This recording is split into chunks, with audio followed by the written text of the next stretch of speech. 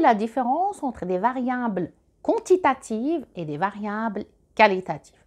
Tu vas me répondre clairement ou tu vas me dire je ne sais pas vraiment, j'ai quand même des doutes, je ne suis pas sûre. Si c'est le cas, tu es au bon endroit. Sur cette chaîne, tu vas toujours trouver d'abord le pourquoi du comment. Et même les chiffres deviennent vraiment sympas.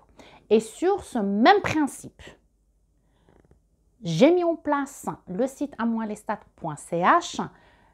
Je t'ai mis le lien dans le descriptif, va jeter un coup d'œil, tu as du contenu gratuit, tu as également des offres. Si rien ne te convient, contacte-moi pour qu'on puisse voir ensemble comment je peux t'aider pour atteindre ton objectif et accessoirement devenir ami avec les stats et pourquoi pas les maths. Alors, on va commencer à répondre à notre question. On commence d'abord par les variables quantitatives. Comme le mot l'indique déjà, quantitative, donc elles représentent, elles correspondent à des quantités. Donc, c'est des variables numériques. Et on a deux types. On a les variables continues qui sont lorsqu'on peut mesurer. Par exemple, la taille, le poids, l'âge, les notes.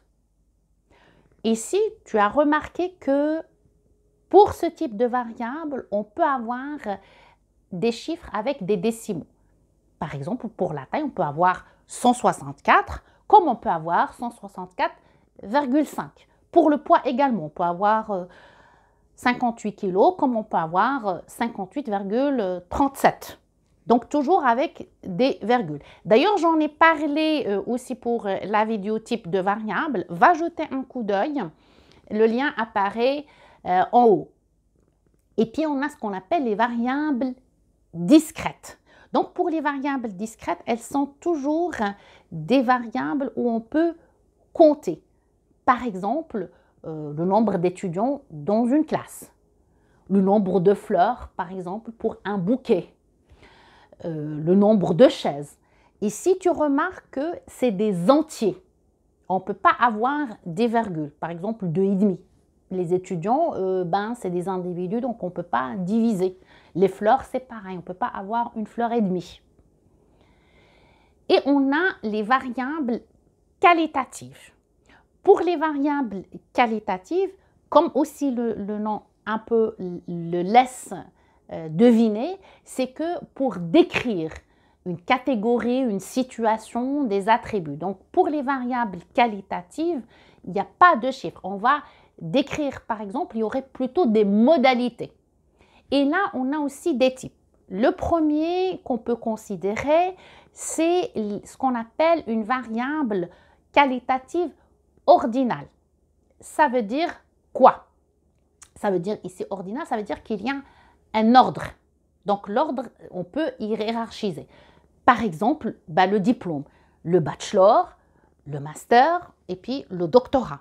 Aussi par exemple pour la satisfaction de clients. Si je veux évaluer la satisfaction par exemple de ma formation, eh bien je vais mettre très satisfait, moyennement satisfait,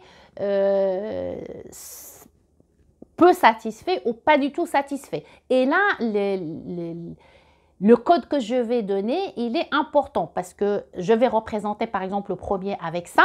Et bien si tu es très satisfait, tu vas mettre 5. 4, donc l'ordre ici, il est important. Et on a ce qu'on appelle les variables nominales. Donc les variables qualitatives nominales, ça, il n'y a pas d'ordre. Par exemple, le sexe, féminin, masculin. On ne peut pas dire que le féminin il est supérieur ou inférieur au masculin. La couleur des yeux. Donc, il n'y a pas une couleur qui est supérieure à une autre. Donc, ici, quand on va coder, on va donner des chiffres tout simplement pour faire la différence. Par exemple, je vais mettre masculin 1 et puis féminin 0 ou l'inverse. Mais ça ne change rien. Ce n'est pas parce que c'est supérieur ou inférieur. C'est juste parce que pour utiliser les outils, par exemple, les logiciels, ils ont besoin de chiffres. Donc, on va les coder, mais tout simplement pour les distinguer. Pareil pour la couleur des yeux. Je vais mettre 1 par exemple pour pour bleu, 2 pour vert et puis 3 peut-être pour le noir. Donc, mais ça ne veut pas dire qu'il y a un qui est plus important qu'un autre. Donc là, pour les variables, donc c'est très important quand même que tu saches un tout petit peu les variables, le type de variable pour ensuite pouvoir justement appliquer les lois qui correspondent et aussi pour les tests qui correspondent. On va évidemment vérifier tout ça si c'est assez clair dans la petite tête ou pas. Donc, on va passer au quiz. Pour les questions, je vais donner un contexte qui peut tout à fait être réel dans la vraie vie. Donc, une entreprise qui réalise une enquête auprès de ses employés pour mieux comprendre leur profil et améliorer les conditions de travail. Voici quelques-unes des questions posées dans le questionnaire. Donc ici, le but, c'est de déterminer le type de la variable pour chaque question. Question 1. Quel est votre salaire mensuel brut? À toi de jouer et ce pour 3 secondes. 1, 2, 3. Ici, le salaire, il peut prendre des valeurs entières comme il peut prendre des valeurs réelles, c'est-à-dire avec des virgules. Donc, c'est une variable qui est quantitative, continue. Et bien sûr, l'explication, je l'ai donnée au départ. Question 2. Quel est votre département? Ressources humaines, informatique, marketing, comptabilité. Bien sûr, ici, la variable, c'est le département.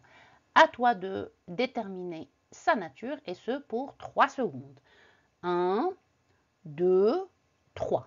Ici, la variable est une variable qualitative.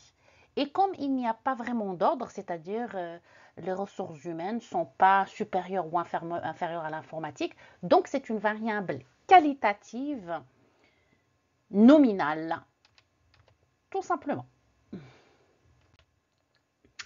Question 3. Comment évaluez-vous votre satisfaction au travail? Très insatisfait, insatisfait, neutre, satisfait, très satisfait. À toi de jouer pour 3 secondes. 1, 2, 3. Ici, la variable, c'est la satisfaction au travail. C'est également une variable qui est qualitative, mais ici, il y a quand même un ordre, parce que très insatisfait, ce n'est pas la même chose que très satisfait. Donc, il y a une hiérarchie, il y a un ordre. Donc, c'est une variable qualitative ordinale. Question 4, qui est la dernière. Donc, un petit effort, ça, c'est un thème qui n'est pas très compliqué. Alors, combien d'enfants avez-vous? À toi de jouer. Et pour 3 secondes. 1, 2, 3.